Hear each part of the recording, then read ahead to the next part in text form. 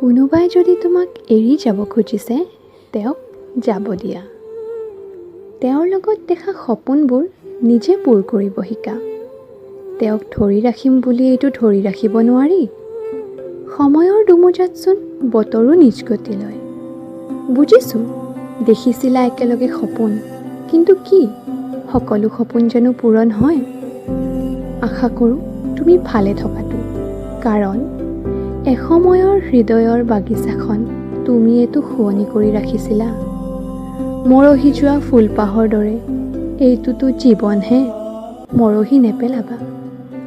হয়তো জীৱন মানে যেন এক সোঁৱৰণি, তিতা মিঠাৰে এক নতুন আৰম্ভণি।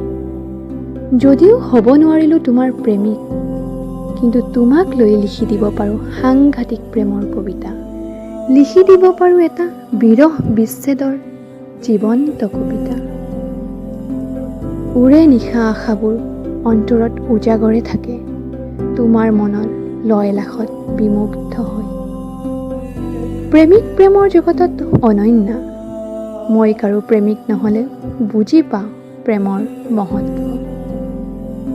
এনেদৰেই যেন নিদ্ৰাহীন নিশাৰ সপোনবোৰ হেৰাই যায় ক'ৰবাত, আৰু এনেদৰেই যেন এক সোঁৱৰণি হৃদয়ৰ একোণত জীপাল হৈ থাকে। শুনা, আহিবা কেতিয়াবা কৃষ্ণচূড়াজোপাৰ তলত, মোৰ বিষাদ ভৰা হৃদয়ৰ বিষাক্ত কথা শুনিবলৈ, মোৰ আওসী ৰাতিৰ এটি জোনাকী পৰুৱা হয়। আৰু চাই যাবাহি তোমাৰ এসময়ৰ ভাল লগাজন আজি মুক্ত আকাশৰ সুবাস ল'ব পাৰিছেনে নাই। कभी ख्वाबों में आऊं, कभी यादों में आऊं, कभी